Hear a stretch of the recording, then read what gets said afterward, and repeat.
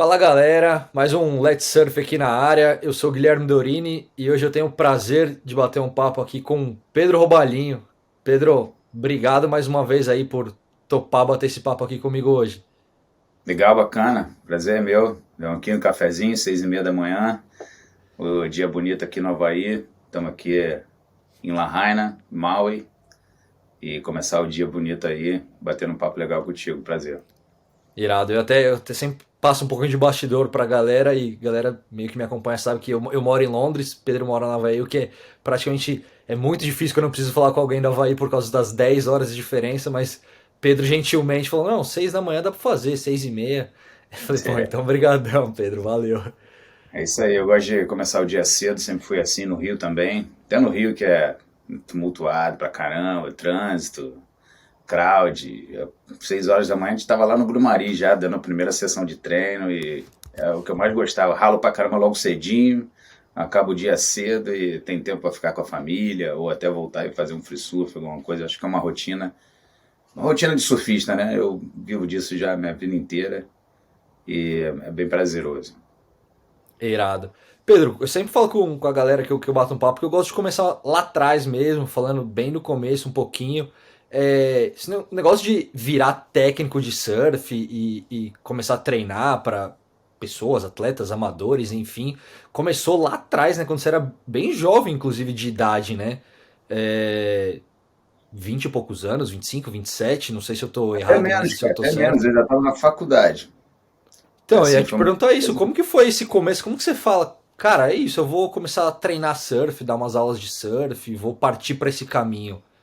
É, isso aí, é boa pergunta, cara. Assim, outro dia tive até um sonho, até uma coisa compartilhando assim, foi uma coisa rápida, mas o Caio Monteiro, falecido Caio Monteiro, pai do Gabriel, ele tinha um projeto chamado Surf Escola. Ele era o técnico da seleção carioca, foi técnico da seleção brasileira, um grande professor de educação física. E eu escolhi essa profissão para mim, aos 17 anos de idade, naquela, pô, o que eu vou fazer? Pensei em filosofia, pensei em biologia, pensei. E aí eu, pensando na educação física, sempre fui um esportista, sempre gostei de fazer atividade física e tudo mais. Eu resolvi fazer educação física pela gama de possibilidades que ela traz, né? E realmente é uma profissão muito gratificante em vários aspectos. Aí, no meio do caminho, você fica assim, pô, vou trabalhar com o quê? Vou trabalhar só em academia? Na época tava o boom dos personal trainers, né? Eu tô falando disso Aham. aí 28 anos atrás, praticamente, né? Eu tô com 46, eu tava ali naquele momento 17, 18 anos. E aí eu conheci o Caio, e foi muito importante para mim conhecer o Caio, porque foi a porta de entrada. Então eu fui assistente dele durante um tempo. O Caio Monteiro foi campeão mundial em 2000, foi como técnico da seleção brasileira nesse campeonato de Maracaípe, né, que até tivemos 3 brasileiros na final e quem ganhou foi o Joe Centeio, né, na categoria júnior. Mas eles conseguiram muitos resultados e somando ele era muito bom de organizar um time, muito bom de fazer todo mundo se sentir parte importante do time e se ajudar nas competições, as táticas. Realmente o Caio era um gênio do surf e conseguiu muitas conquistas também no profissional. E eu sabia assim que eu queria fazer alguma coisa que eu gostasse. Eu queria, esse era o ponto principal. O que eu amo? O que eu vou acordar? Como eu falei para você, acordei cedinho aqui, a gente está falando de surf. Tá bom, estou motivado. Eu adoro Irado. falar de surf. Então, nessa época eu já queria também acordar e sair de casa com vontade de trabalhar, com vontade de aprender, com vontade de praticar, né? O surf também você tem que estar sempre praticando, até para ensinar é importante praticar. Nunca fui um profissional de surf, nunca surfei tão bem, principalmente quando eu era novo. Eu fui aprender a surfar bem mais tarde, assim, surfar bem, vamos dizer assim, né? Consegui realmente entender as técnicas do surf, surfar diferentes ondas, viajar, conhecer o mundo. Isso tudo foi uma trajetória longa, mas esse começo com o Caio Monteiro foi fundamental. Eu era o braço direito dele na equipe carioca, a gente ganhou títulos e, enfim, isso foi trazendo uma vontade de ficar dentro do surf. Em 1998 eu criei o CADES, Centro de Aprendizagem e Desenvolvimento do Surf, junto com o Henry Eidelstein, e ali era aquela coisa assim, esse vai ser meu trabalho. Eu já trabalhava em academia, já tinha uma firma bem no comecinho ali, quando eu tinha 21 anos de idade, já tinha uma firma de avaliação física, onde a gente fazia as medidas de composição corporal, flexibilidade, capacidade cardiorrespiratória, enfim, eu vim muito mais da preparação física em direção à preparação técnica, né? Isso foi se misturando ali quando eu fui o assistente do Caio Monteiro. Então veio por esse caminho, eu comecei a trabalhar numa academia em Botafogo. Eu morava ali no Maitá com meu pai. Depois dos 16 anos de idade me mudei para o Maitá. Mudei primeiro para Copacabana, depois a gente comprou um apartamento no Maitá, onde minha vida foi girando mais em torno ali da Zona Sul. Então eu frequentei muito Arpoador, Ipanema. O início do comecinho era Tijucano, então da gente, bem no comecinho, assim, quando eu comecei a surfar, a gente tinha que atravessar o Alto da Boa Vista, né, para poder surfar, não era tão fácil assim. Minha mãe, praticamente uma mãe solteira de 4 filhos, não dirigia, então assim, o começo do surf foi muito difícil para mim. Mas quando eu achei essa veia, comecei a dirigir, comecei a ter minha autonomia, aí eu botei 200% de energia no surf e isso foi uma coisa bem legal e pô, não me arrependo nada do que eu fiz, cara, assim, foi tudo. Essa parada do o CADES mesmo, o CADES ainda não era focado em atleta de alto nível, ou era tipo para Não, quem quisesse, para quem tivesse a fim de, sei lá, se aperfeiçoar um pouco mais, seja técnica, acho que tinha até uma parada psicológica também, né, um auxílio e tal. assim, o CADES foi uma iniciativa muito legal, cara, a gente se juntou por interesses comuns e pelo amor pelo esporte também. Então, assim, a gente fez uma pesquisa na época, que foi a nossa monografia, a gente fez junto, onde a gente pesquisou todas as escolas existentes no Rio de Janeiro na época, as escolas de surf, as localizações onde elas estavam, o que era ensinado nessas escolas, o conteúdo, se tinha alguma coisa estruturada. Assim, a gente relacionou o discurso dos donos das escolas com também as informações que os alunos recebiam. Entrevistamos alunos, entrevistamos os donos, né? E no final desse apanhado de informações, a gente iniciou um processo de que seria uma escola ideal aqui para o Rio de Janeiro, para a nossa realidade, né? E a gente escreveu tudo isso na nossa monografia, que serviu até de exemplo para muitas outras pessoas criarem suas escolas, até para o próprio CREF considerar o que é importante uma escola de surf ter. Foi um projeto bem interessante que a gente fez, né? A gente se graduou em cima dessa monografia e isso foi no ano de 99, 2000 ali, foi naquela transição do ano de 99 para o ano 2000, já tem bastante tempo. E essa monografia foi o que fez a gente montar nossa escola em cima de tudo que a gente tinha percebido das necessidades das escolas, o que os alunos realmente precisam receber de informações para se tornarem surfistas. E ali não tinha divisão de treinamento ainda. Mas, paralelamente a isso, eu já estava, como eu estava começando a contar, lá em Botafogo, na Academia Aptos, eu trabalhava nesse Clube Guanabara, e eu tinha bastante autonomia lá, eu tinha minha sala de avaliação física já, e eu comecei, né, aí um dia assim, eu virei técnico através de um cara chamado Thales Salgado, praticamente. Foi mais ou menos isso que aconteceu, porque até então eu só tinha essa experiência com o Caio Monteiro, com a equipe amadora, e o Thales Salgado, ele era um atleta mediano, amador do Rio, fazia muitas semifinais nos campeonatos locais, essa coisa toda. Aí um dia no ônibus ele me encontrou, a gente naquele bate-papo, e aí, o que você tem feito e tal? Eu falei, estou estudando educação física, estou ali trabalhando na academia e tal, sempre trabalhei desde cedo. E aí ele falou, pô, cara, então tu vai ser meu treinador, ele falou assim pra mim. Aí eu falei, como assim, cara? Não, tu vai ser meu treinador, quer me treinar? Eu falei, pô, maneiro, lógico, quero treinar, o que você quer lá na academia? Não, pô, vamos lá, vamos fazer treinamento na academia. Ele estava muito animado, ele era atleta do exército, ele fazia treinamentos militares, participava de competições de corrida, de várias coisas, inclusive natação, estava quase indo pelo triatlo. Então foi um cara assim que fez uma diferença. E a partir dele, que começou a ter resultados melhores, fazer finais, ele foi campeão do circuito de Niterói, a gente, né, tinha lá o circuito do Arpoador, tinha o circuito de Niterói, o circuito da Barra da Tijuca, era mais ou menos assim que funcionava. E ele foi campeão da SN e foi ajudando a construir o nome. Então, assim, o pessoal todo do Arpoador se influenciou, né, e veio o Leandro Sendedo, veio o Bruno Coutinho, veio o Léo Neves, né? Veio toda essa galera ali que frequentava bastante o arpoador, eu montei um time e comecei a fazer a preparação física do time na academia e também comecei a ir para os campeonatos.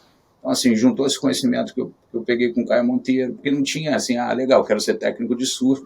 Hoje em dia você vê Era um vários, movimento meio pioneiro, né, na época, né, Pedro? Não tinha bastante muito que se pioneiro. espelhar, né? Exato, a gente tinha que criar um modelo. Como é que eu vou fazer isso aqui?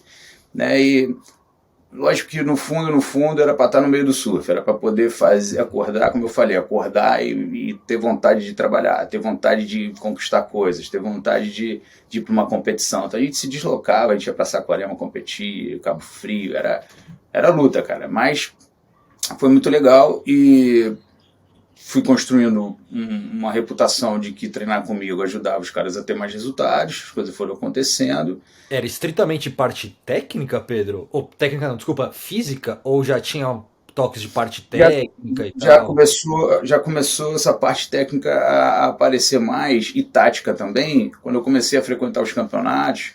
Né, o que eu não participava pessoalmente, eu não era bom o suficiente para competir. Poderia ir lá competir, tentar alguma coisa, mas assim, não era meu foco. Eu já estava no Aham. foco de me tornar um profissional da educação física, um treinador, um técnico.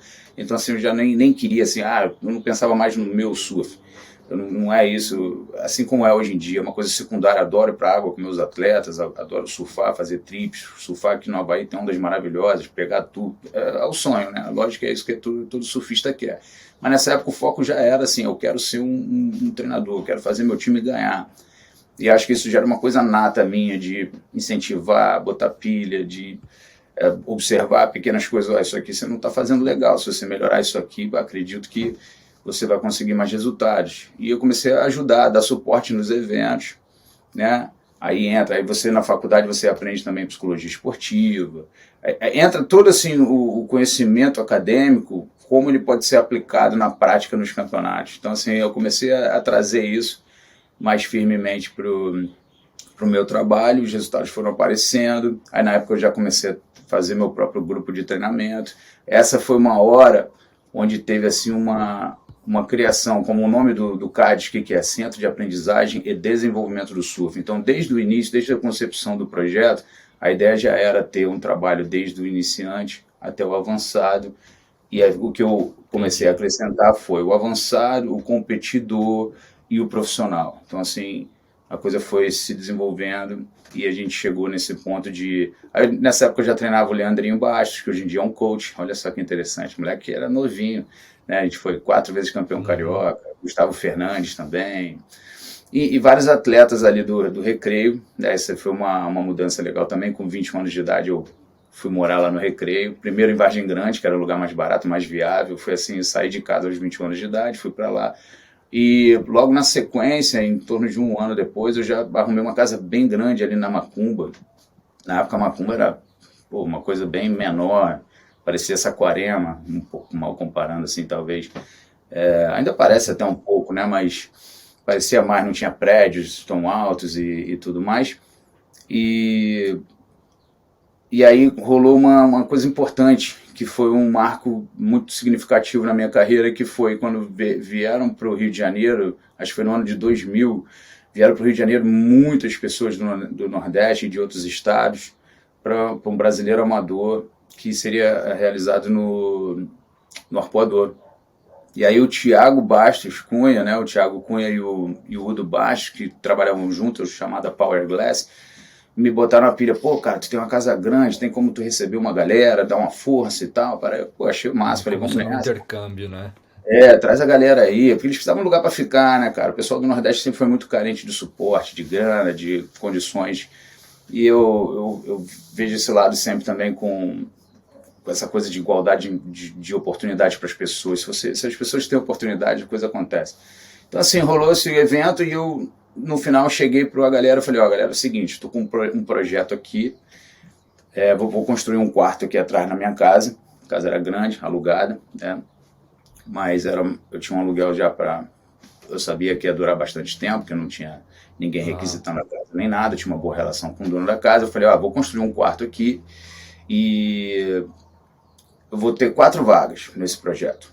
Então eu quero selecionar 4 de vocês. Primeiro vocês digam aí quem quer ficar aqui, quem não quer, quem quer treinar, pra gente montar um time mesmo. E aí a gente vai atacar os campeonatos profissionais. Vocês têm nível, vocês quebram. A galera do Nordeste chegava na marola e voava, né? Na época a gente tá falando aqui, os caras que ficaram. Adilton Mariano se tornou campeão brasileiro em 2 categorias, logo no ano seguinte. Então, em um ano a gente teve muitos resultados. Foi um boom, assim, um boom. Uma galera sumida lá do pouco conhecida assim no âmbito nacional, teve um destaque danado, né? O Adilton Mariano, que hoje em dia está na Austrália, né? O Claudemir Lima, que hoje em dia é coach no Rio, o Thiago de Souza, está lá no Ceará ainda, fazendo o trabalho dele com turismo e tudo mais, e o Lucinho Lima. Então, esses 4 ficaram no Rio, e dali que a gente começou a desenvolver um trabalho, tiveram muito resultado, todos se classificaram para o Super Surf, que era a elite nacional da época. Foi um momento legal onde a Abril tinha o Super Surf, né? Abril eventos, tinha o Super Surf, que era uma plataforma de 5, 6 eventos que a gente tinha todos os anos com uma premiação razoável, era legal, o atleta que se classificava já chegava lá com o mínimo de premiação, meio que já pagava passagem, alguma coisa, conseguia fazer mesmo sem patrocínio, porque patrocínio sempre foi uma dificuldade. Então isso aí deu um boom legal, foi bacana, e as coisas foram acontecendo em 2001, 2002, aí em 2003... E aí foi onde chegou. Você ia falar da Silvana? Foi onde chegou, começou a trabalhar com a Silvana? Aí o Lucinho veio pra mim um dia e falou assim: pai Robalinho, vou trazer uma menina aqui que você vai se amarrar e treinar ela, cara. Surfa muito, tá ganhando dos homens lá no Ceará. Ele falou assim dela, maior barato do jeito que ele falou assim. E foi o que aconteceu. No começo a gente nem começou o trabalho. Ela começou o trabalho com o Pedro Cunha, o irmão do Thiago Cunha. Né, ele deu a primeira assistência lá e tal, e um dia ela chegou pra mim, essa história eu gosto de contar, que é curiosa, assim, que ela chegou pra mim, e aí, Robalinho, pá, tal, quero fazer parte da equipe aí, quero treinar contigo. Aí eu falei, legal, quer treinar, bacana, pô, vai ser um prazer, vamos sim. Mas eu vi aí que você cobra 20% dos atletas quando eles têm resultados. Ela tinha 17 anos, cara, era amadora ainda, nunca tinha feito uma final de brasileiro amador, só pra tu ter ideia. Não sabia surfar de backside direito, tinha muita dificuldade de backside, era toda enganchada. De front ela já era um mini Tashboro, assim, já era mó barato. O surf dela era bem bacana, mas também não tinha adaptação ainda com aquelas ondas do Rio, uma onda com backwash, uma onda com balanço, que quebra rápido, né? Aquela coisa assim, ainda não tinha se adaptado. Mas a ponte breakzinho de direita, uma direitinha armando na vala, ela já era fenômeno. Mas não tinha resultados ainda. Aí eu falei para ela, pô, Silvana, eu trabalho com 20%, você é uma menina que nem sei quando é que vai ser a primeira vez que você vai ganhar algum dinheiro de premiação, eu sei do teu talento, mas não tem condição de eu chegar. Os caras do top 16 do circuito brasileiro, quando eles me convidam para trabalhar, é assim que eu faço com eles já ganham premiação lá no 3º round do campeonato. Então são caras já formados, então assim, eu vou trabalhar na sua formação, a gente vai malhar todo dia. Essa era a minha rotina, 7 horas da manhã eu começava o treino na praia com eles. Total, um projeto, né? Bem cedinho, fazia 2, 3 horas de treino na praia, ia pra academia, pum, o dia tava praticamente feito ali, com 5, 6 horas de trabalho, todos os dias. Então assim, era muita dedicação. E aí eu falei pra ela, não, então não quero não sei o que, é muito caro. Ou seja, eu falei, tá bom, Silvana, infelizmente, vai lá, tá. Foi engraçado. Aí demorou um tempinho, mas depois ela veio, voltou atrás, não, você tem razão, tal, não sei o que, vamos lá, eu quero entrar nessa rotina de vocês. E, enfim, aí foi legal, a gente conquistou bastante coisas ali. Na época eu treinei a Andrea Lopes também, sempre tive bons resultados com as meninas, gosto de trabalhar com o surf feminino pra caramba, acho bem legal, acho que as meninas têm uma capacidade de ouvir e interagir com o treinador que é superior a muitos homens. Assim, na média, as meninas têm essa interação mais perfeita, eu diria assim, mais encaixada. Acho mais fácil atingir. Menos ego também, Pedro? Eu não sei dizer menos ego, acho que ego é uma coisa um pouquinho mais pessoal do que questão de gênero, mas eu acho que a capacidade de ouvir, a pessoa se entrega mais a ouvir o que você quer falar, eu acredito, Pode sabe? Crer. Acho que o feminino, acho que o ponto principal na relação com o coach é essa questão. Então, assim, foi uma relação boa, a gente começou a ter resultados, aí entrou o Pedro Henrique na história também, a gente começou a ir para o QS, aí foi a transição do trabalho profissional no Brasil, Porque o Bibi, por exemplo, Começando a foi internacionalizar. campeão carioca, o Bibi foi, né, o Claudemir Lima foi campeão carioca, foi vice-campeão brasileiro do Super Trials, eu tinha vários atletas no top 16, né, então assim, foi um trabalho que foi ganhando notoriedade e eu não sou nenhum ex-atleta, né, você vê até no CT e no Challenge Series agora, que agora eu não estou com nenhum atleta no CT full time, né, a gente até teve o Imai Aham. Kalani agora no Havaí, treinando o Imai Kalani, Corey Young, né, o Ian Gentil teve com a gente aqui, até teve agora também, mais um pouco, mas está fazendo um trabalho com o Grilo agora, e com o Dunga também, né, ele viaja com o Dunga, faz parte da equipe do Grilo, quando está em casa aqui, treina comigo, assim, o Ian usa várias plataformas para se fortalecer, e a gente interage bem nesse aspecto aí também. Mas o que eu queria dizer é isso, que assim, a forma Quando como quebrou a barreira do nacional, né? Quando vocês começaram a. exato, aí foi a hora do o QS veio ali em 2003, por ali, e culminou em 2005, quando o Pedrinho, né, que veio trabalhar comigo em 2004, ele era 56º no ranking do QS. E a gente fez um trabalho bem sólido, fui com ele para as etapas, para todas que a gente pôde ir, e ele classificou em quinto do mundo. Foi o ano que o Mineirinho estourou a pontuação máxima e bateu todos os recordes e foi campeão mundial. Na época de Adrian Buckle entrando, Shawn Sim. Cansdale, e o Pedrinho entrou ali nesse meio desses top 5 aí do QS e conseguiu se classificar. E Silvana no ano seguinte se classificou também. Aí começaram a vir mais convites e o trabalho que era só um trabalho dentro do Brasil de Super Trial, Super Surf QS, passou também a ser um trabalho internacional no QS também. Então, assim, aí a minha carreira internacional começou a se desenhar, a gente conseguiu entrar para o CT em 2006, né, foi até o ano que teve aquele campeonato bacana lá do México, em Barra de la Cruz, e outros eventos Sim. importantes. Foi uma experiência de vida bem legal. E, cara, dali não parou mais. Aliás, deu um breakzinho assim em 2010, quando minha primeira filha nasceu, e o surf, por ser muito difícil, eu dei uma freada, eu dei uma segurada. Falei, cara, nunca fiz grana, sempre difícil, patrocínio é difícil. O cara, eu ainda viajava mais naquela ânsia de estar no circuito mundial, né, de viver esse Sim. sonho de ser campeão mundial, né? E a Silvana foi a terceira do mundo comigo. A gente chegou na última etapa brigando, ela tinha que acabar na frente da Stephanie e da Sofia, nessa, e acabou sendo aqui em Honolulu essa grande final, né? Então, assim, foi o ano de 2008 já ali. Aí veio o Léo Neves, veio o Rodrigo Dornelles, né? Toda essa galera que eu trabalhei no tour, trabalhei com o Paulo Moura. Então a gente fez isso. Em 2010 eu dei um break e foi a hora que eu comecei a focar muito o meu trabalho em turismo de surf, vamos dizer assim, surf trips internacionais, que também não tinham muitas ocorrendo. Agora eu Pode vejo aí, crer. tem muita gente que faz, ex-profissionais fazem, muita gente faz esse trabalho. Mas o CADES também foi um dos pioneiros nisso aí, de organizar sistematicamente várias Mas trips ao organizava ano. umas barcas, é isso? Isso, Peru, El Tipo, viagens Salvador, com grupos e tal.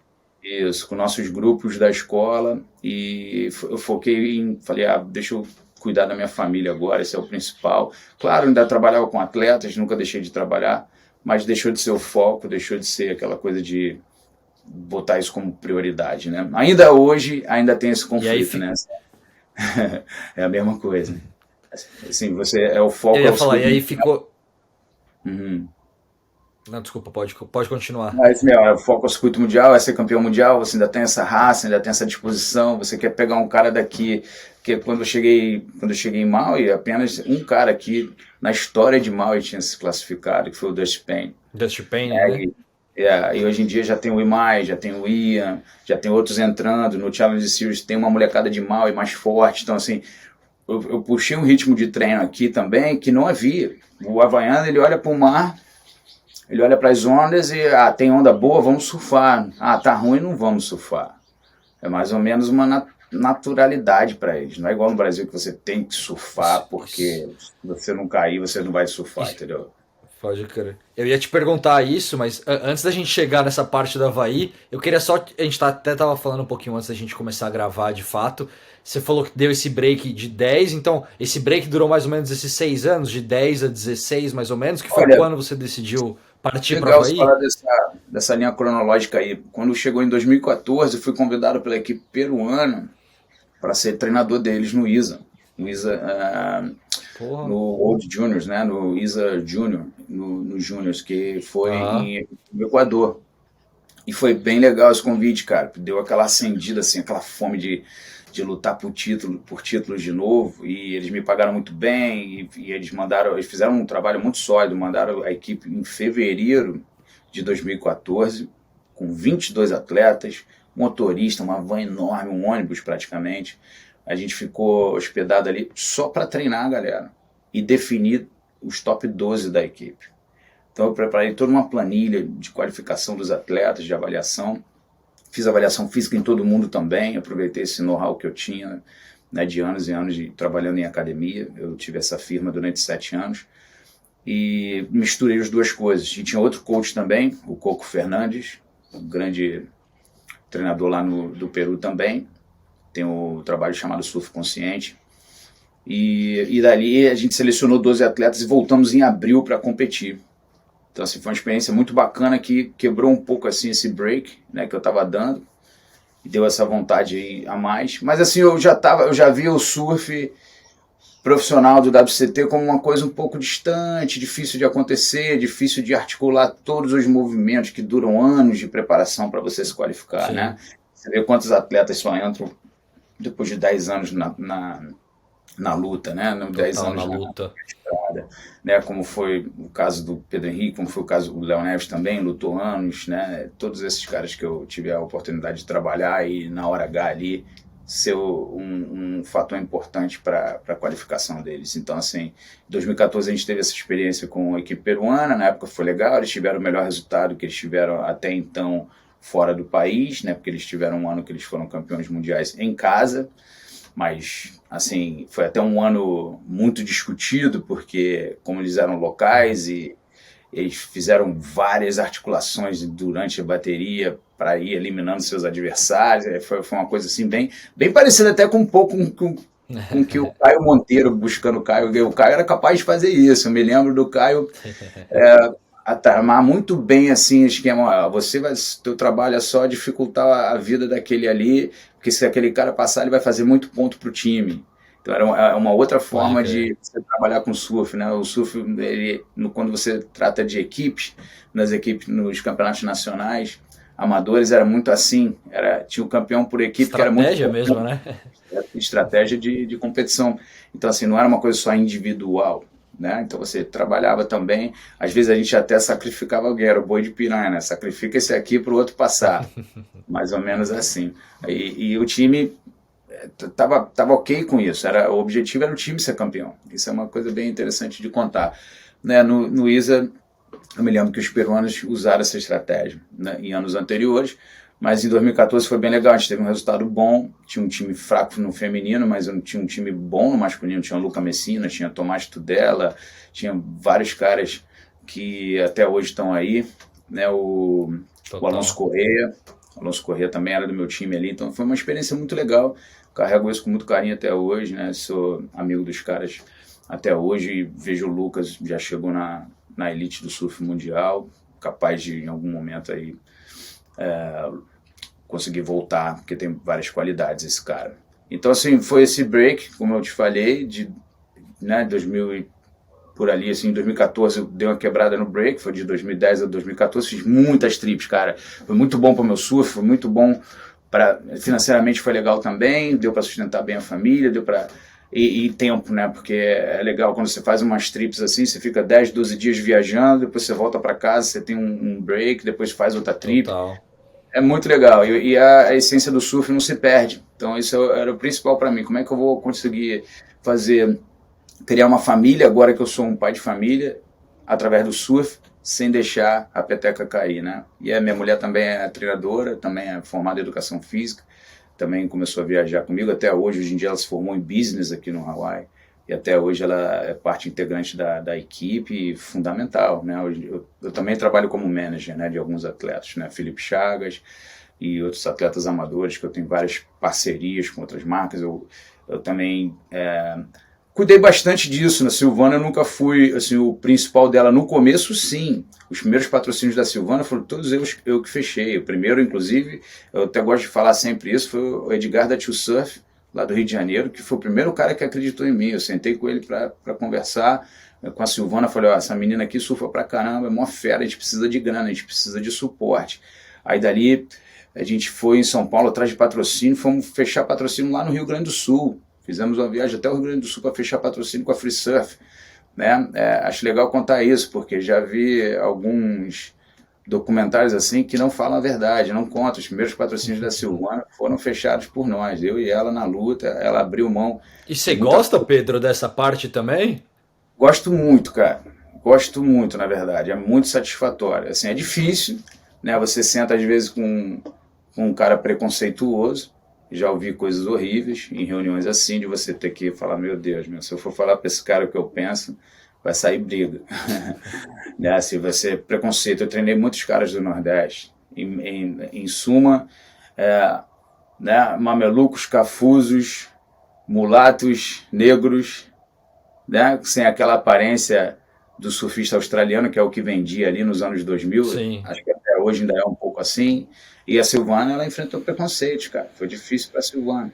A gente, para romper aquela coisa de ter aquela aparência de gatinha da Zona Sul, ou de gatinha em qualquer perfil que eles queiram ver. E eu me lembro, o máximo que eu conseguia falar numa reunião dessas, assim, que eu ouvia coisas que eu não estava satisfeito em ouvir, preconceitos e coisas, eu falava, então tá bom, você vai apostar numa menina com a aparência que você está buscando, mas ela vai ser escovada pela menina que eu estou te oferecendo aqui. Oferecendo aqui um super talento, uma menina atleta, veio para o Rio, largou a família toda e veio para o Rio guerreira para conquistar isso, para buscar esse sonho dela. E ela foi muito guerreira. A Silvana deu tudo de si, botou toda a grana que aparecia de campeonato, toda a grana que aparecia. E eu fiz o mesmo também. E a primeira vez que a gente foi para a Europa, eu falei, Silvana, investe que sozinha você vai se dar mal lá. Vamos juntos, investe em tudo. Nessa primeira etapa, que eu me lembro, isso foi um tiro certíssimo. Essa primeira vez que a gente está indo, eu nem quero receber nada, só paga todas as contas aí, aquele meus 20% lá, vou deixar tudo para você, que eu sei que você está gastando uma grana preta que você nem tem. A gente vai ter que fazer resultado para pagar essas contas aí. Então vamos. E não deu outra, ela fez um 7º lugar em Rossegor, ganhou Lacanau no primeiro ano, foi aí na Inglaterra, a gente foi para Newquay várias vezes, né? A gente chegou a ganhar aí também. Então, assim, tivemos várias vitórias ao longo da carreira em diversos WQS pelo mundo, foi sensacional. Nunca chegamos a ganhar um WT, mas tivemos vários segundos lugares, foi assim, várias finais, algumas garfadas, claro, né? Stephanie Gilmore, eu tenho uma bronca danada desse resultado em Coco lá na Austrália, foi uma garfada daquelas, a praia batendo palma para Silvana. E o mané do Richard Porter lá, só falando assim para não xingar, o cara fez questão de garfar. Aí tem a história da juíza que depois veio falar pra gente o que foi dito nas internas lá, que ele forçou ela a trocar nota, coisas assim. Eu já contei essas histórias por aí, tento não arrumar muitos inimigos ao longo da carreira, mas a verdade tem que ser dita, tem muita corrupção, tem safadeza, tem favoritismo, e Silvana sofreu pra caramba com isso tudo aí. Ainda hoje, você acha, Pedro? Com certeza, ainda hoje, sem dúvida nenhuma. Acho que tem muita coisa errada acontecendo no esporte, principalmente falta de comprometimento com a informação nivelada para todo mundo, né? Acho que sempre dou uma cutucada no julgamento ali nesse sentido de onde está escrito. Só tem escrito um parágrafo assim, ó. Velocidade, pressão, fluidez, nas melhores seções das ondas, barará, risco, não sei o que, variedade. É subjetivo até demais, né? Que dá uma liberdade até demais, né? Pra geral. Muito subjetivo. Eu, se eu fosse juiz, eu não ia querer ter uma subjetividade dessa me pressionando. Eu ia querer combater a subjetividade ao máximo para me proteger de críticas. Seria isso. Mas depende do que a pessoa está querendo ali, né? Eu acho que eu acredito, eu até brinco com isso. Outro dia eu até criei esse bate-papo com um amigo meu, eu criei esse termo assim, ó. Vamos produzir um livrinho explicando cada situação. Agora mesmo a gente não teve a situação do lá em Portugal, do Ítalo Ferreira pegando o tubo, saindo, e logo que ele aparece ele é massacrado pela onda e não consegue Não deram como continuar. completa. Deram um e pouco. Aí essa não completa, é assim, não completa o quanto? É sempre 0 ou 10, é 8 ou 80, ou tem meio do caminho? E aquele aéreo full rotation que ele também deu e completou, e aí começou a deslizar, mas a onda depois derrubou ele. Aquilo ali vale 1 ponto, 1,5? O cara dá um full É duro, rotation né? naquela. Será que era para valer 1 ponto ou era para valer assim, olha, completou, fez a manobra inteira, mas não é um Não 9? precisava ser o 9, mas podia ser um 7, por exemplo, sei lá. Mas poderia estar combinado. Olha, se ele completar dessa maneira, desconta 30% do score. O score seria um 9 se ele aparecesse na frente, ou seria um 10. Então dá um 7, ou dá um 6, ou dá um 5. Ah, não, desconta 50%, porque ele tem que deslizar quantos segundos? Aí beleza. Aí se você cair nesse negócio de quantos segundos, olha que interessante. Ah, tem gente que fala, né? Tem até curso de juiz que fala disso, mas isso não é regra. Mas eu já ouvi, eu discutindo com o coach Everton lá de Ubatuba, meu amigo também. Ele falou, não, eu fiz um curso, o juiz falou lá que tem que ficar 3 segundos na frente da onda. Eu falei, onde está escrito isso, cara? Ou seja, eles tomam decisões entre eles, no corpo de juízes, que a gente não fica sabendo. Então o treinador não sabe, que é quem está na praia ali corrigindo, tentando aperfeiçoar. O surfista não sabe. Né? Tem um cara em Portugal, a gente pode fazer um dia só um bate-papo sobre isso, que fez um estudo de mestrado dele, onde ele comenta como ele comenta não, né? Ele realmente faz as entrevistas e pesquisa e demonstra por dados que não há um nivelamento de informações entre treinadores, atletas, juízes, mídia. O surf é assim, o que os juízes falarem ali não tem o que discutir, não tem como a gente chegar. É um autoritarismo, eu acho errado isso, acho que isso limita o nosso desenvolvimento do esporte. Outra coisa, quem está mais nas internas e consegue absorver algum tipo de informação nas internas ali, se beneficia, então favorece alguém que é um pouco mais próximo desses juízes, e acaba que todos nós temos que tentar ser um pouco próximos com ele. Eu tento conversar com o High Judge sempre que eu posso. Luli Pereira, né? Pritamo, o que está rolando aí? O que vocês estão valorizando? Tentar extrair alguma informação. Isso já acontecia no Brasil, no Super Surf, no QS, ao longo do caminho. O que vocês estão valorizando? O que eu foco no meu atleta? Eu vejo hoje em dia, eu acho o julgamento retrógrado, eu sempre falo isso, acho que tem que evoluir. Vejo atletas dando manobras muito mais difíceis de fazer.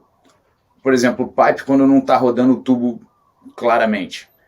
Aí vem um cara dar 3 manobras sólidas, fortes, né? É o caso do Guigui, que ganhou aquele voo, comprou fazendo Sim. manobra, lembra? E aí veio o Iago Dora agora também, deu boas manobras, incrível surf, base lip, perfeito, velocidade, aí ganha uma nota boa, 6,5, 7. Eu falo, porra, mas tá dando nota pra manobra? Como assim? Em que momento isso começou a acontecer? Aí vem aí veio o Ítalo, né, a bateria até com o Ian Gentil, eu fiquei muito surpreso com essa esquerdinha que ele pegou, ele deu um aéreo, caiu meio de layback assim, voltou, deu outro aéreo, pum, a nota saiu 2,5, cara. Aí eu falei, caramba, aí você pega um tubo assim meio amassado que sai, mas é tubo. Aí naquele momento a mente dos caras está no tubo, então dá 6 a nota. E aí o 2 aéreos na mesma onda dá 2,5. Aí eu falo, caramba, cara, o que esses caras estão julgando? Aí você fica perdido. Então, é meio complicado mesmo. É muito desagradável trabalhar sem saber o que vai ser julgado. Eu tive o meu atleta Mike Alane, o melhor ano de surf dele foi ano passado.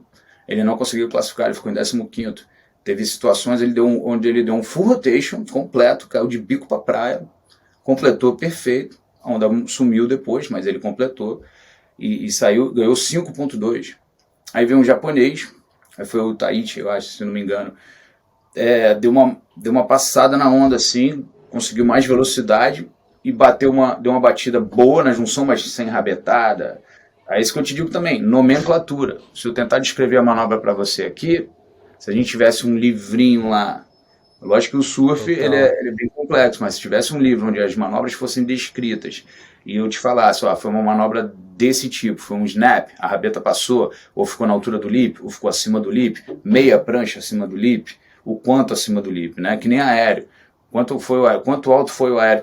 Todos esses detalhes escritos, a gente vai começar a definir, essa manobra é melhor que essa. Mas Pedro, acho que também não é meio, não é do interesse deles também em esclarecer isso, né? Acho que pelo menos é esse É, sentimento que eu tenho, porque assim, é claro pra todo mundo, como você mesmo tá falando, mas o sentimento que a gente tem é que é cômodo pra eles, né? Porque eles talvez isso conseguem aí. controlar da maneira que eles quiserem.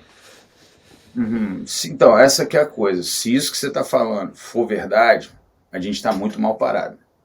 Eu sempre sou do tipo de pessoa que quer acreditar que não é isso que está guiando.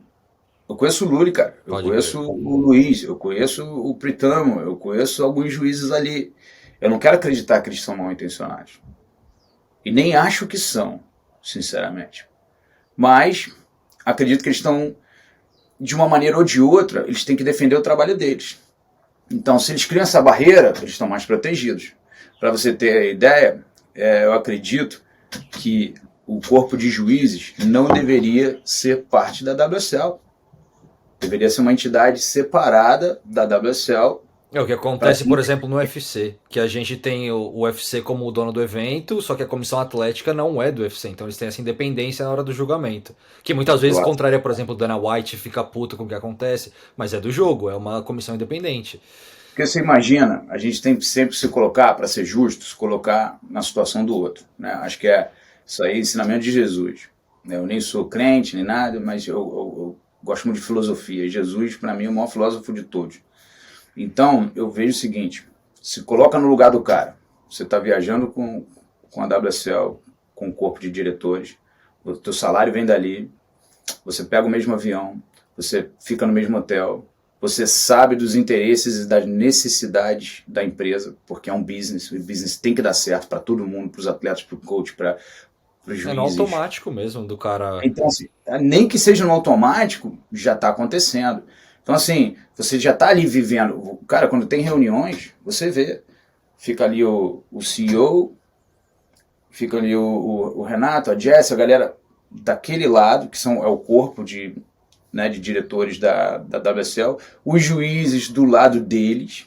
Então, os juízes eram para estar onde? Ou de uma forma independente, até no posicionamento em reuniões, você vê que é como se a WSL e o corpo de juízes fossem uma coisa só. E hoje em dia são. Então, assim, como é que esses caras vão ter independência, né? E quando eu falo assim, pô, imagina um dia assim, beleza, não vou ser mais coach não, vou focar tudo em ser juiz agora, vou dar maior gás, quero revolucionar o negócio. Não vai ser a minha cabeça, não vai ser os meus pensamentos que eu vou querer impor.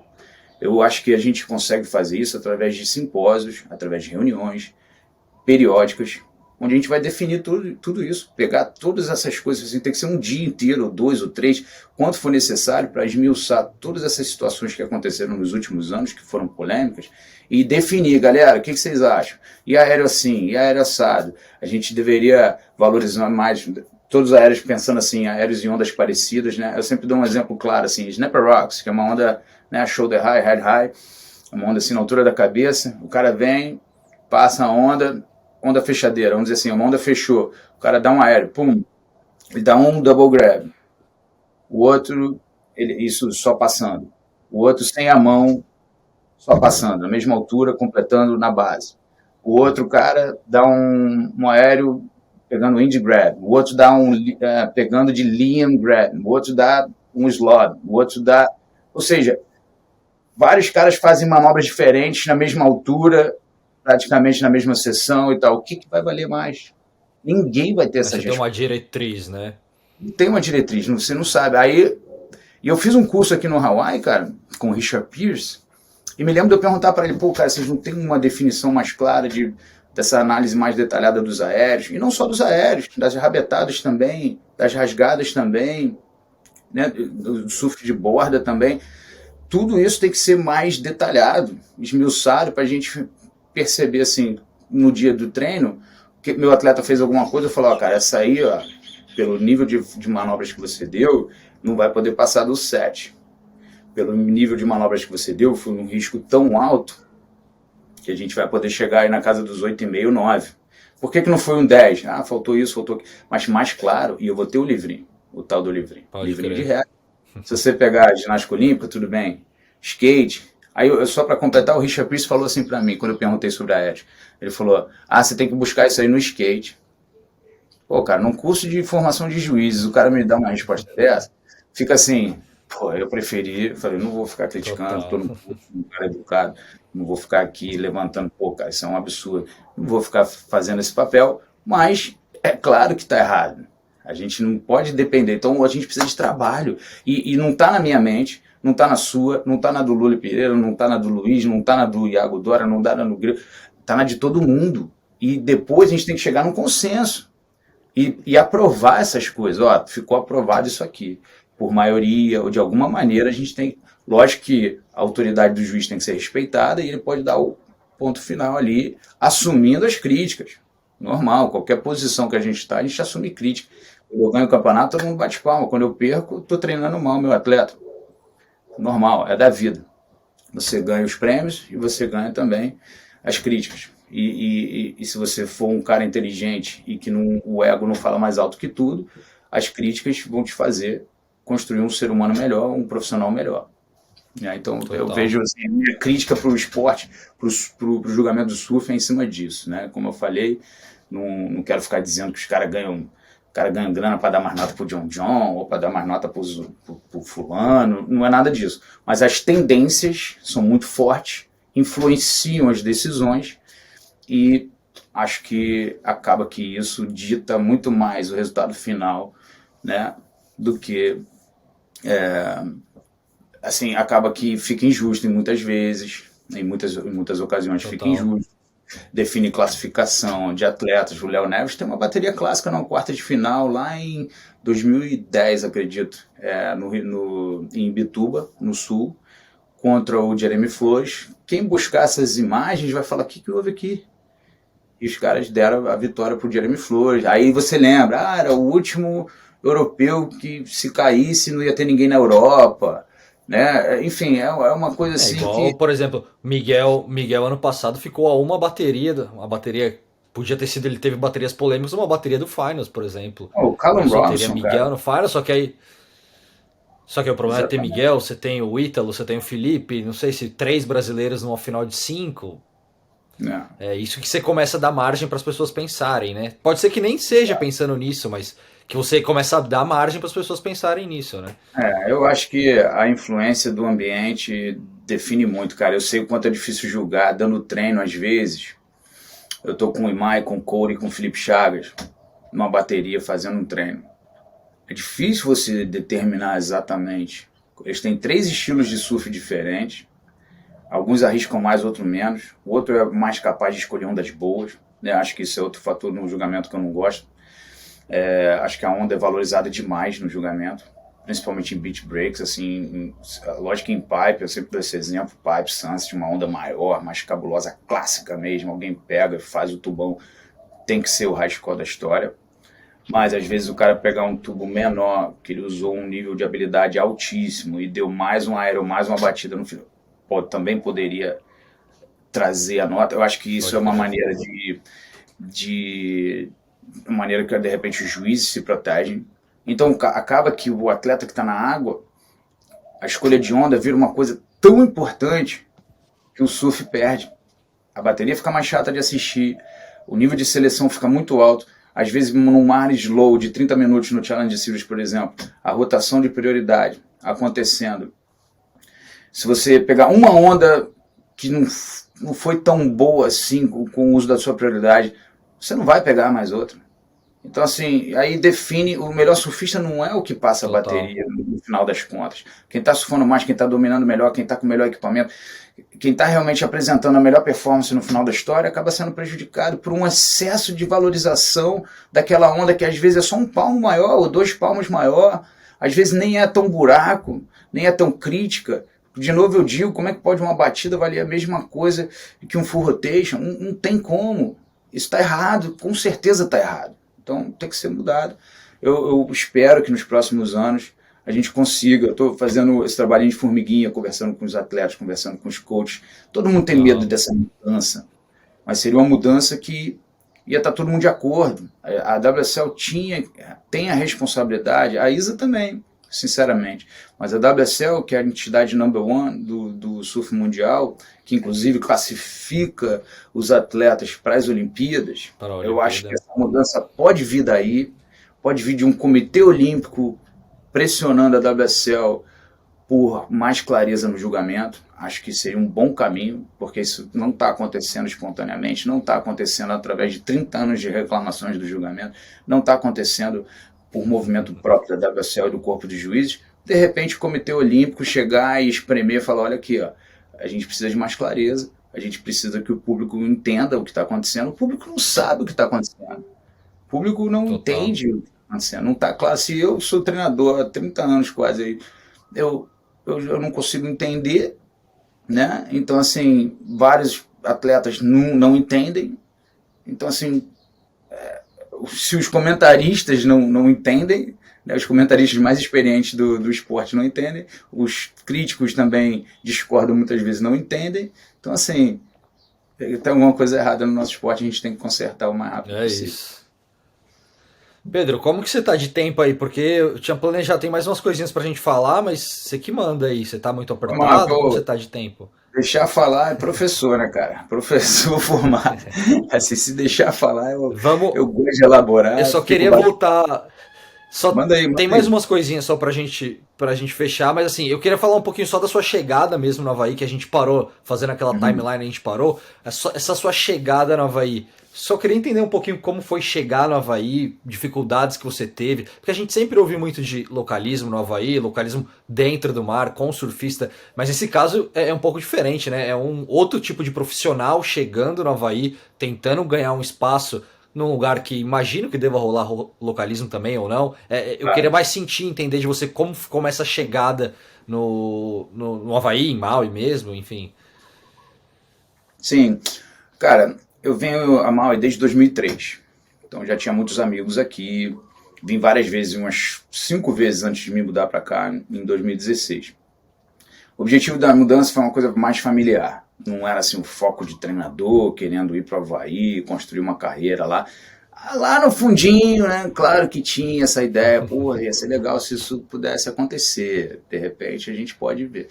Mas eu vim mais no sentido de aquela coisa de imigrante mesmo, buscar condições melhores de vida para a sua família. Não era uma guerra, não era nada, embora o Rio seja uma guerra, né? Assim, é uma guerra constante, né? Total. Foi criado no Rio e uma hora cansa. Você tem teu carro arrombado 300 vezes. Você, pô, se eu contar aqui, a gente vai ficar horas. Assim, É, fui com filhas, sequestrado. né? Com Exato. A filhas, a polícia que preocupação para e é um dobra. saco.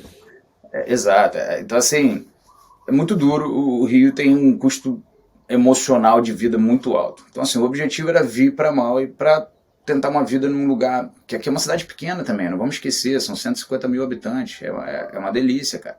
Você dirige e praticamente não pega trânsito, você é, é limpo, você vai na água, a água tá limpa, entendeu? As ondas são boas.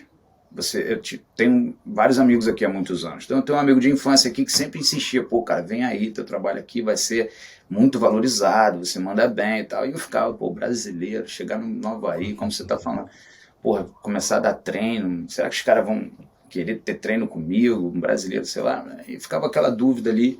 Meu inglês bom, já com alguma experiência de circuito mundial, mas você ser treinador em inglês é outro universo, não é falar inglês, é você ser treinador, você ser muito específico na sua linguagem, né? Então, assim, é Total. um trabalho que até hoje eu estou em evolução, claro, né? Já estou aqui há 7 anos, mas então a vinda foi nesse sentido, de buscar uma qualidade de vida melhor.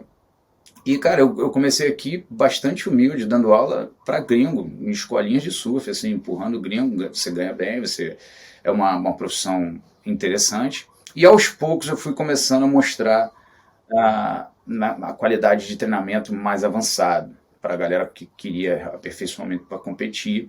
Eu me mudei em junho de 2016, eu até vim em fevereiro, antes de me mudar, e fiz um trabalhinho com Dante Silva, com Aloha Lopes, alguns atletas locais que estavam buscando um profissionalismo no esporte. Acabou que esses caras, até uma hora o Dante virou free surfer, a Aloha parou de competir, foi fazer faculdade, então a coisa andou por aí. Então no começo foi um começo de voltar ao básico, Coisa que eu fazia no Rio de Janeiro no começo, em 1998. Dar aula para iniciante. Aqui o turismo é muito forte, então comecei dando aula ali, mas comecei a montar meu timezinho devagarzinho. E aí a coisa foi acontecendo, os atletas começaram realmente a ter resultado, e eu filmo todas as sessões, e essa Mas coisa da teve muita social. barreira, Pedro? Ou Olha, você não sentiu isso? eu senti uma receptividade muito boa, por um lado, e um localismo muito forte pelo outro lado. Então, assim, eu tive momentos difíceis, sim, né, cara? Eu me qualifico, assim, brincando, né, comigo mesmo, porque a gente tem que fazer graça dessas coisas, senão você não vai viver bem. Eu sou um double Howley, né? Eu sou duplamente Howley, né? Que além de ser branco pra caramba, olhos azuis, cabelo louro, ainda por cima eu sou brasileiro. Então, assim, eu sou um duplamente Howley que por conta da Brazilian Storm, por conta da ascensão do surf brasileiro, eu sempre falo, tem que agradecer ao Filipinho, agradecer ao Medina, agradecer ao Ítalo, agradecer esses caras que fizeram, né, o Brasil ser mais reconhecido ainda como uma potência do surf mundial.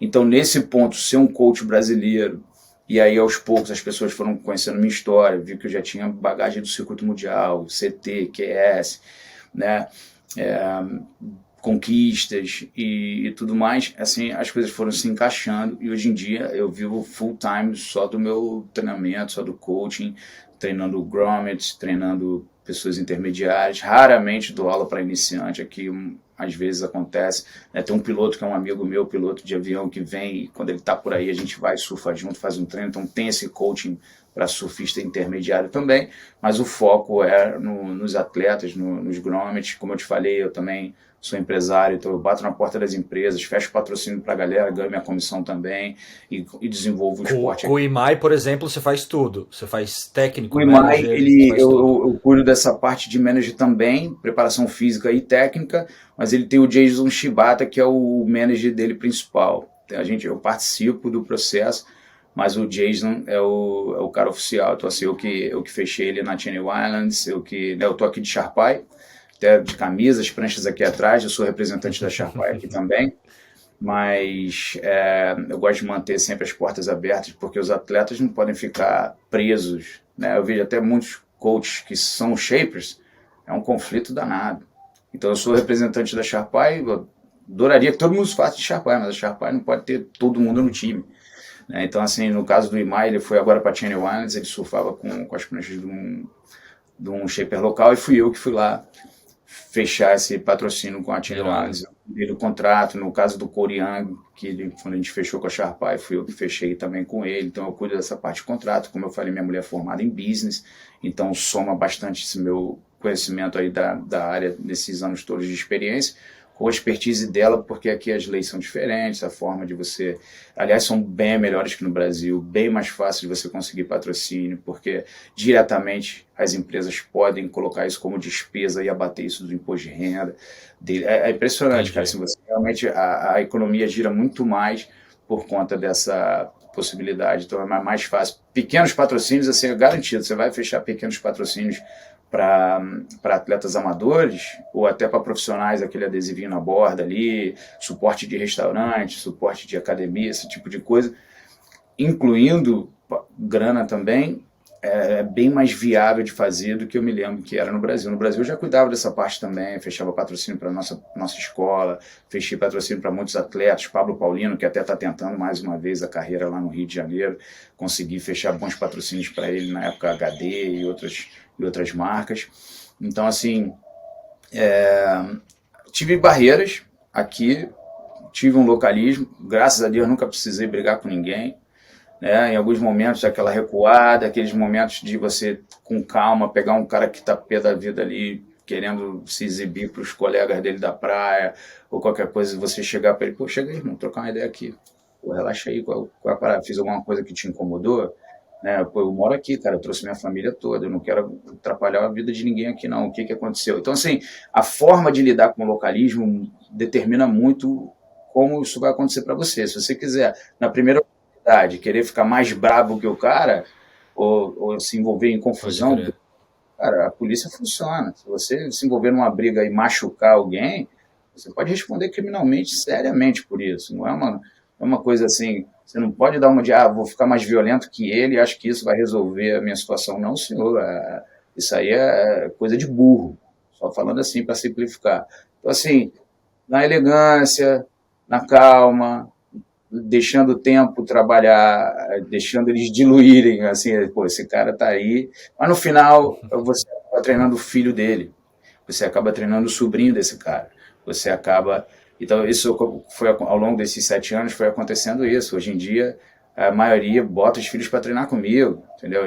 E quando me conhece de verdade, vê Irado. que não sou uma ameaça para nada deles, pelo contrário. Hoje em dia, a maioria são meus amigos. Então, no começo foi difícil, porque tinha essa coisa do double hauling que eu falei, mas aos poucos eu fui conquistando meu espaço. Hoje em dia eu me sinto muito à vontade em todos os lugares que eu vou, e O as trabalho pessoas... com o Imai acho que te deu um bom respaldo aí também, né? A trajetória que Isso vocês aí, construíram juntos, né? exatamente, um bom ponto. O Imai é um embaixador, ele é havaiano mesmo, a mãe dele é havaiana mesmo, né? O pai dele é descendente de francês branco, mas a mãe é havaiana. Ele é realmente havaiano nativo, né? O Corey também é um super gentleman e sempre foi um cara que fortaleceu meu trabalho, né? E é isso aí, a conquista também de colocar alguém da ilha no CT me deu uma notoriedade, de eu passar na rua, as pessoas falarem comigo, gente que eu nem sei, ei, estamos acompanhando vocês, hein? Vocês estão arrebentando, valeu, representou. Então, assim, é muito bacana. A vibe hoje em dia é essa aí. E minhas filhas estudam na mesma escola que esses caras têm os filhos, a gente frequenta os mesmos lugares, e foi sempre o argumento que eu sempre falei, pô, cara, tu tá chateado aí, tu nem me conhece, tá falando um monte de coisa aí.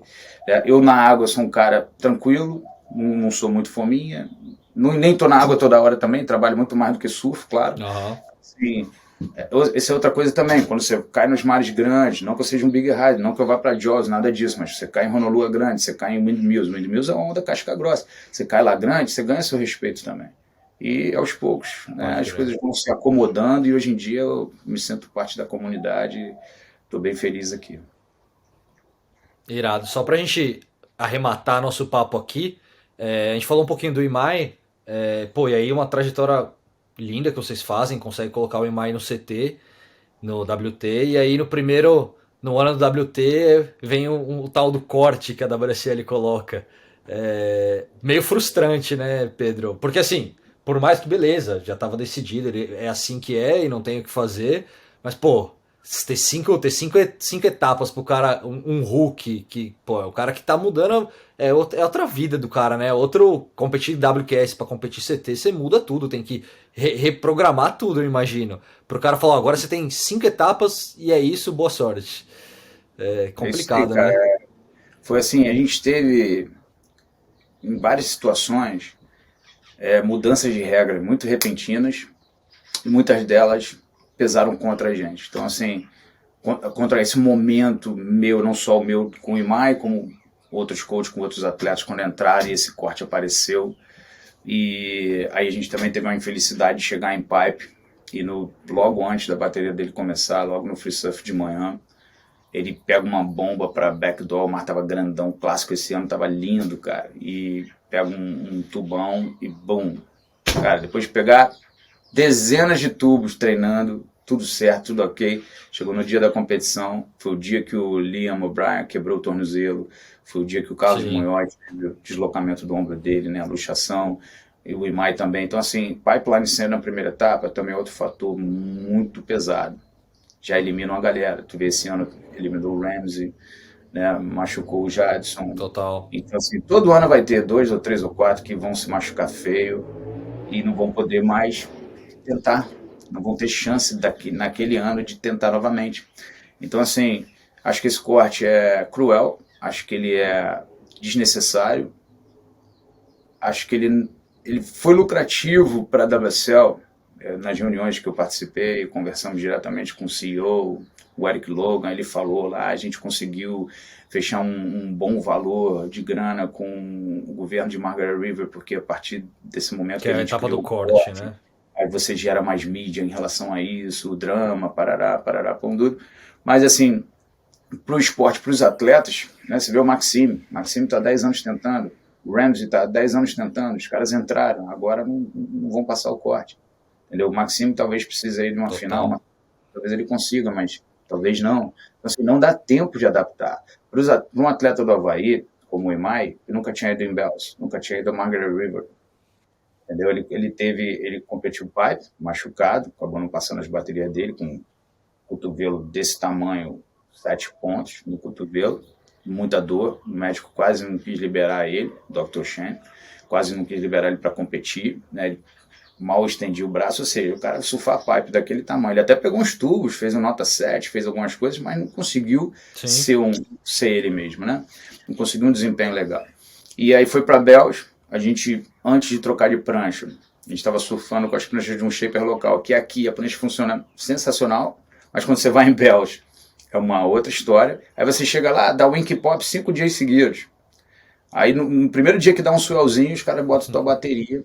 Aí ele caiu logo com Zic Lau e Ítalo Ferreira, dois caras que já fizeram o final. O Ítalo já tinha ganho, né? E é o Ítalo. Enfim, você pega os caras experientes no mar que você nunca surfou. O Imai nunca. Sabe que foi a primeira onda que o Imai pegou em Bells Beach? Foi a da bateria, não? Foi aquela da bateria contra o Slater, que ele virou a bateria, fez um 8,17 e virou a bateria, passou do Slater. Então, assim, é incrível, cara. Como é difícil você se adaptar tão rápido assim, e tendo um corte com 5 etapas, somando 4 resultados, só com um descarte, para você ir para locações que você nunca foi, adaptar, tudo. É muito complicado, realmente, o corte. Eu sou bem contra o corte, sou contra também essa final de top 5 aí, acho que isso também é contra o esporte. De novo aí o exemplo aí da Carissa Moore, que varreu o ano inteiro, foi disparada melhor, chegou lá num dia ruim, que ela, não sei o que aconteceu com ela, ela congelou ali, ela remava para as ondas, nem entrar nas ondas, Steph estava no dia bom, sentia assim, opa, posso ser campeão mundial hoje? Tô bem? Opa, vai ser hoje. Enfim, parece que é um evento especial, mas não é, tá decidindo o título, né? O Ítalo foi ali, bateu na trave. E se alguém machucar, né? Se alguém machucar, se o Felipe chegar machucado, acontece alguma coisa, Exato. O Felipe machuca. Ou o Gabriel, aquele ano que ele varreu todo mundo, ele não consegue. Exato. Isso é muito injusto, seu Felipe. E aí, de novo, pesa uma responsabilidade enorme. Assim, eu acho que a Stephanie só ganhou da Carissa, porque a Carissa nem botou uma briga na final. Se ela tivesse colocado um equilíbrio, ficava para ela. Foi o que eu senti um pouco com o Felipe. O Felipe estava surfando muito, velocidade animal, não sei o quê, mas o Ítalo também estava. Teve uma bateria ali que foi por 0 ponto alguma coisa. Se aquela ali vai a favor do Ítalo, pô, você ia botar todo um ano do Felipe em jogo por causa daquilo, entendeu? Então, assim, eu acho que é ruim, atrapalha o julgamento, acho que tá errado isso aí, mas vamos ver. Eu espero que o próprio QS se torne o QS antigo, onde você tem as categorias de QS com 1.000 pontos, 3.000, 5.000, eu até gostava do de 6 mais do que o de 5, e os de 10.000, né? Agora o Challenge Series, a gente tem 6 etapas pela frente, não são mais 8. Isso que eu ia te perguntar, foi anunciado essa semana passada, né? 6, o que você achou? Porque agora você está envolvido diretamente no Challenger, né? Isso aí, direto, assim, e mais um cara aqui de Maui se classificou, o Kai Paula, eu já o treinei tempos atrás. São 2 descartes? De 6, 2 descartes, é isso? Vamos somar 4 melhores resultados. Então a gente começa com o Snapper Rocks, em maio, depois vai ter Sydney, que eles estão praticamente oficial, que vai ser Narrabeen, não está escrito no site, mas nas internas a gente sabe que não vai ser Manly mais. Acho que é bom, uma onda com mais perfeição, mais volume, a gente não fica dependendo tanto da sorte, provavelmente. Depois Balito. Depois de Balito, que é a África do Sul, a gente vai ter US Open, que a Vans não está mais patrocinando, eles estão fechando algum patrocínio. Aí tem Ericeira, Portugal, uma etapa só na Europa. E eles juntaram, exatamente, Ericeira com Portugal, ou com Saquarema numa trip só. Achei que isso foi positivo, mas vejo com muita tristeza não ter Haleiwa no final do ano. Altas ondas, realmente você botar os atletas que lidam melhor com ondas pesadas, mais parecidas com o Tour. Então, assim, de novo, é aquela brincadeira, né? É como você jogar ping-pong no Challenge Series para se classificar para um torneio de tênis. Vamos dizer assim, eu estou brincando aqui, estou fazendo uma analogia. A diferença não é tanta, mas ainda é um Tour. Então, o que eu queria ver? O QS voltar ao que era. Quem tem mais ponto gasta mais grana viajando. Quem quiser ficar só competindo nos QS locais, beleza.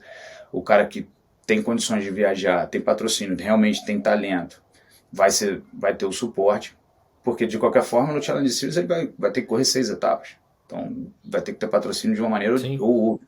Então acho que isso não é o que seleciona, principalmente o que seleciona. Claro que para os países mais pobres, para as pessoas que, né, vão ter mais dificuldade financeira, o brasileiro, o sul-americano, um cara da África lá que não tem acesso à mesma condição financeira, com certeza vai ser difícil para ele nesse sentido, mas se você for pensar de uma maneira geral, você planejar sua carreira, se você tiver um circuito aberto que não sejam esses regionais isolados, né? Aqui, por exemplo, a gente teve 3 etapas de 1.000 pontos, sem nem transmissão, cara. Como é que eu vou vender um atleta profissional como manager? Como é que eu vou vender esse cara para alguém, para alguma empresa? Qual o interesse que ele tem? Onde eu vou aparecer? Onde eu vou estar? Que plataforma eu tenho? Então, assim, um cara que tem vários atletas aqui que já são nível Challenge Series, que já são nível de, no mínimo 6.000 pontos. Né? Eu me lembro quando a gente teve a Covid e houve essa mudança, o meu atleta, o Felipe Chagas, ele já estava no nível 6.000. Com esse acontecimento, ele caiu para o nível 1.000, que não sustenta nada, que é muito mais despesa com menos retorno. E a qualidade das ondas também pior, etc. Então, assim, eu sou a favor ainda. Não, e agora mais longo também, né? Porque agora você tem. Antes você tinha. Era no mesmo ano, era um ano que você precisava, um ano bom ali você consegue. Agora você precisa ter um ano bom de QS regional, aí você precisa emendar com outro ano bom de Challenger, que às vezes pega um finalzinho de um ano e começo do outro, enfim. Mas são 2 competições que você tem que emendar lá com muito atleta bom, atleta que desce do Tour, desce em 12 do Tour para disputar com você, e é complicado mesmo. E aí afeta nos contratos também dos atletas que estão no CT e não passaram o corte. Era o contrato de um ano ou agora, se você cai no corte, teu salário cai? Olha quanta pressão, olha quantas situações que só atrapalham. Só é bom para quem? Só para a WSL, só para o CEO mostrar para o grupo de investidores dele que está entrando mais grana para a empresa. Para fazer o make or break, para ter uma emoçãozinha ali na série. Exato. Então, assim, eu sou a favor da gente inovar. O make or break lá tem seus defeitos, mas, pô, legal que os caras estão botando uma equipe para filmar os atletas e contar as histórias deles, apesar de ser uma panelinha. Então, aos poucos, você vai quebrando essa panela. Tudo isso, eu não quero ser só aquele cara que só reclama. Não, não é isso. Mas o esporte tem que estar em primeiro lugar, e não está. Os critérios esportivos não são respeitados.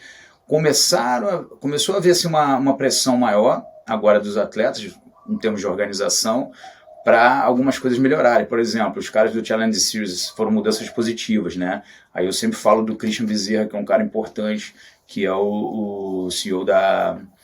Acho que nem chama CEO, mas vamos chamar de presidente ou diretor. Tipo sindicato, não é?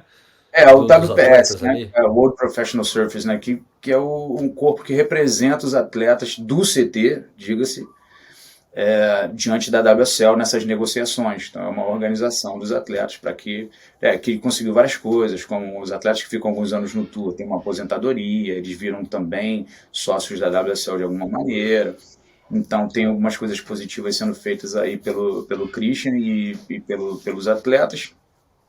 Mas eu acredito que o circuito como era antes, onde você pode planejar, olha, pô, vai ter uns 5.000 lá na Indonésia, eu já vou para lá, faço essa competição, já fico mais 10 dias produzindo material e treinando para os meus patrocinadores. Então, assim, você montaria um circuito. Vê um Lucas Silveira, por exemplo, por mais que ele já tenha feito um resultado isolado aqui ou outro no mar ruim, no mar pequeno, tipo Huntington Beach, alguma coisa assim, mas você imagina um cara desse poder montar o seu próprio circuito e falar, pô, vou competir nas ondas mais de point break, nas ondas que tem mais tendência a quebrar grande. E aí você, de acordo com o seu atleta, você faz uma estratégia específica e consegue classificá-lo para a elite, e ele já chega lá mais preparado também. Então, acredito que deveria ser mais como era antigamente. Irado. A última agora, de fato, para a gente fechar o papo, é só uma passadinha que você puder de experiência, de conhecimento de surf, e como que você vê o Tour desse ano, em termos de... Você acha que vai chegar grandes chances de dar outro brasileiro de novo, de dar muito mais brasileiro no Finals, ou você acha que o Jack vai manter essa boa fase aí e tentar de fato roubar a cena da Brazilian Storm aí? Eu perguntei do que você estava achando do... Você está me ouvindo agora? Deu uma travadinha. Fala, por favor, de novo essa pergunta. Só pra gente falar um pouquinho do Tour, como que você tá vendo o Tour em termos de resultados, você acha que vai dar mais brasileiro no Finals de novo, como tem dado nos últimos anos? Você acha que o Jack vai roubar a cena? Você acha que já tá rolando uma troca de guarda, chumbinho chegando? Como que você vê o tour geral, assim, sua percepção do tour de atletas e desempenho? Cara, eu acho que assim, a gente tem que homenagear o Chumbinho aí por ser o representante pós-corte, né? Todo mundo que sobreviveu aí ao corte. E ele tá arrebentando, assim, é bacana a volta dele, é bem bacana. Eu falo pra ele assim, né? É adversário, mas eu torço por ele. E, e eu falo pra ele assim que essas duas semifinais e essa vitória dele, cara, mostram que o corte não te define. O corte não é quem você é. O corte foi só um conjunto de resultados ali que você teve. E, É de novo, isso. ele caiu com o John John várias vezes, né? Teve essa dificuldade aí. Acho que aquela de pipe, principalmente, ele já tinha ganho ano passado. E se ele tivesse passado aquela, dificilmente alguém parava ele. Então, aquele terceiro que ele teve esse ano já poderia ter vindo no ano passado. Então, assim, e por isso que o corte é mais injusto ainda quando você Ele pega. quebrou em Bells também, acho que ele pegou o John John em Bells também, ele quebrou em Bells, Também uma fez bateria 18 pontos. alucinante. O cara foi cortado, Guilherme. Ele foi cortado com a maior média de todos os atletas do Tour. Ele tinha É a maior duro, é média. duro. O que é isso? Ele tinha a maior média das somatórias de baterias. Claro que ele não participou de 15 baterias, participou de um número bem menor, mas mesmo assim ele tinha uma média altíssima. Então, como é que você pega o cara que tem os melhores índices e é cortado? Então, o corte é burro, o corte é errado, o corte não representa quem você é. Então, assim, eu vejo isso como um erro. Então, assim, desse ano, para responder claramente, eu acho que, de novo, se a gente está falando de Trastos, acredito que o Felipe vai ser sempre um favorito. Acredito que se o Medina conseguir reagir, acredito que vá reagir também. Outro cara que chega em Trastos, se tiver onda, então um pouco de tamanho assim, ele se destaca muito. Ele não tem medo de inovar, né? A maneira que ele ganhou do Felipe no ano retrasado, né? Ou foi no ano passado, Sim, agora sim. ele arrebentou, deu até backflip, deu tudo que é tipo de aéreo, explorou a esquerda, né? Não caiu no jogo do Felipe. Achei que o Felipe é que devia ter ido pro jogo do Medina naquela bateria ali, tentado um aerozão de backside alto rodando, que também acho que aí ele poderia ter batido de frente e vencido. Mas enfim, acho que tem uma grande chance de dar Brasil de novo, cara. Grande chance. Acho o Jack um grande surfista. Vejo muitas deficiências que eu acho que os juízes não veem. Acho que os juízes supervalorizam o Jack. Acho que é o querido do momento, né? O queridão. Acho que ele merece em vários aspectos, mas em outros ele não está no nível do Felipe, não está no nível do Ítalo, não está no nível do Medina, não está no nível do John John. Talvez eu prefira até o Aham. surf do Griffin, comparando com o Jack em algumas situações. Mas é um grande atleta, compete muito bem, é frio, é calculista, toma decisões muito boas durante as baterias. Acho que isso fortalece muito ele. E ainda tem essa coisa, se ficar ali pau a pau, já vimos aí pelo histórico que quando dá uma empatadinha ali, que todo mundo quebrou, a galera dá uma empurradinha para ele. Então acho que tem uma tendência australiana muito forte no julgamento do circuito mundial. E vamos ver, está muito cedo para dizer, né? A gente ainda tem mais duas etapas antes do corte e no total vai ser só um descarte no final, tanto antes do corte como no final do ano, de Exato. 10 etapas, vão somar 9. Então está muito longe para dizer, mas acho que Trastos favorece o Brasil com certeza para esse título aí. Irado. Pedro, cara, só te agradecer mesmo aí pelo tempo, pelo papo. Bom, a gente conversando aqui, podia ir, eu costumo falar que a gente podia ir até meio-dia aí do seu horário, que a gente ia ter papo e ideia pra conversar. Quem sabe a gente não faz um mais pra frente aí, mais pro final do Legal. ano, com o andamento do Challenger, conforme for indo, a gente troca mais uma ideia aí. Mas, cara, só te agradecer mesmo, obrigado pela atenção aí. Pra quem chegou até agora, pedir pra galera dar aquela curtida, se inscrever no canal, que projeto novo, é difícil de sobreviver assim, mas a gente vai tentando, vai trazendo esse conteúdo pra vocês. E Pedro, mais uma vez, obrigado mesmo, viu? Isso aí, vou mandar aqui nos meus grupos também, dar uma força, valeu pelo papo e estou à disposição.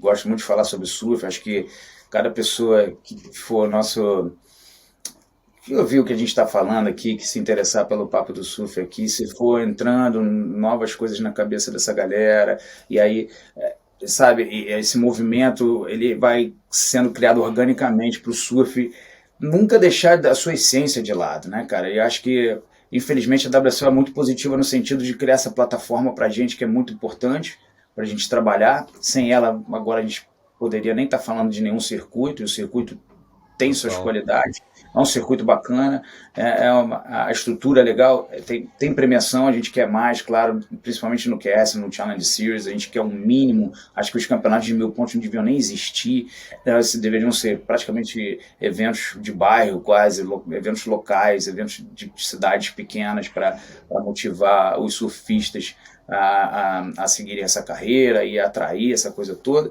Acho que o corte, como a gente falou, é uma coisa ruim, tem suas coisas negativas, mas é o que tem, a gente tem que abraçar, vamos criticar, mas criticar com respeito e desenvolver as ideias que tragam melhorias para o nosso esporte. Eu acho que esse que é o legal desse podcast aqui, a gente bater esse papo e influenciar as pessoas a pensar em soluções para o esporte se tornar um esporte melhor. Eu acho que quando a gente entrou nas Olimpíadas, eu tinha uma expectativa que isso fosse trazer resultados mais imediatos em termos de julgamento, em termos de desenvolvimento, em termos até de patrocínio, e acho que, infelizmente, esse boom não foi tão forte assim, tão expressivo assim, pelo menos para os surfistas, então ainda estou acreditando que estamos em crises bancárias internacionais, tem muita coisa acontecendo, guerra, não sei o Exato. quê, a gente está sobrevivendo, nosso esporte está sobrevivendo, mas já foi bem mais forte, e eu acho que a gente tem que achar essa linha de retomada para fazer o esporte ficar grande de novo e conseguir a gente viver dele exclusivamente. Irado. Cara, falou tudo, sem nada a acrescentar, assino embaixo. Obrigadão, viu, Pedro? Bom dia aí pra você. Valeu, bom dia, um grande abraço.